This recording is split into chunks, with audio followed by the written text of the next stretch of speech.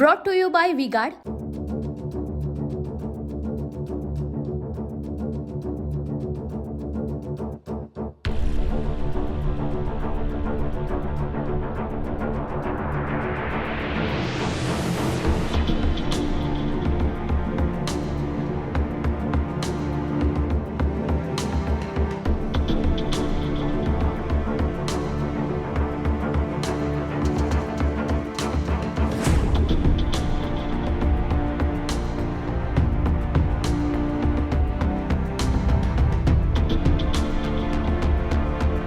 साहेब, कशेरी घाटाला पर्यायी मार्ग भुयारी मार्ग म्हणून बोगद्याची निर्मिती केली गेली. एकदम भक्कम स्वरूपाचा बोगदा बांधला गेला होता असा दावा केला गेला होता. मात्र सध्या तो 6 ठिकाणी लिकेज आणि स्वतः अधिकाऱ्यांनी त्याची पाहणी देखील काल केलेली आहे.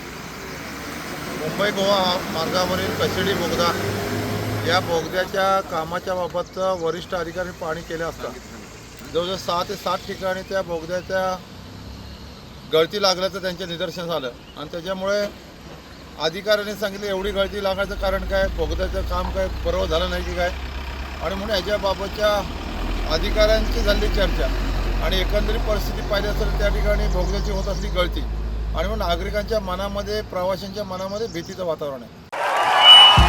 भाइयों बहनों, उनके राज में पावर रहे अनस्टेबल और हम रखे सब स्मूथ और स्टेबल. हमारा नेता कैसा हो जो स्टेबल पावर दे वैसा हो. अब की बार वी-गार्ड एसी स्टेबलाइजर का चमत्कार.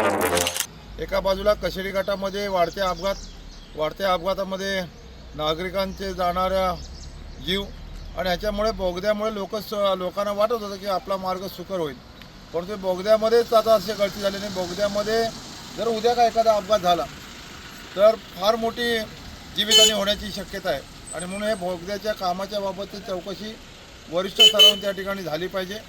दुसरं गोष्ट या ठिकाणी मुंबई गोवा मार्गावरती जे सर्व्हिस रोड आहेत ते अतिशय त्याच्यामध्ये खराब झाले. त्या सर्व्हिस रोडला खड्डे पडलेले आहेत आणि सर्व्हिस रोडच्या बाजूची गटार आणि गटाराच्या बाजूनं जे पाणी आहे मग भरण्या नाका काळकाय मंदिर परिसर असेल आणि मग प्रचंड नाराजी या उनका बैकअप सिर्फ कल तक और हमारा चांद तक. हमारा नेता कैसा हो जो नॉन स्टॉप बैकअप दे वैसा हो. अब की बार वी-गार्ड इन्वर्टर बैटरी का चमत्कार. मुंबई गोवा मार्गावरील या कामाच्या बाबत लोकांच्या जनतेच्या मनामध्ये आहे आणि म्हणून याच्याबाबत जी भीती तयार झालेली आहे आणि सर्व्हिस रोड आणि इतर जी कामं अपुरी आहेत ती झाली नाहीत तर थोड्या दिवसामध्ये शिवसेना उद्धव बाळासाहेब ठाकरे पक्षाच्या वतीनं फार मोठं रस्ता रोकोचं आंदोलन घेण्यात येईल. पहिल्याच पावसामध्ये आता प्रवास सुरू झाला आहे आणि पहिल्याच पावसामध्ये या टनलला एवढ्या मोठ्या प्रमाणात गळती लागली आहे तर टनलमध्ये धोकादायक वाटतं आहे असं पाणी गळणं म्हणजे मोठ्या प्रमाणात पाण्याचा निचरा होणं इथे येणं. किती अडचणी वाटते इथून वाहतूक करताना? भीती वाटते इथून असं पाणी येतं आहे त्याच्यामुळे एक प्रकारे आमच्या मनामध्ये भीतीचं वातावरण आहे की बोगद्यातून जाताना असं एवढ्या मोठ्या प्रमाणात गळती नाही झाली पाहिजे. Brought to you by V-Guard.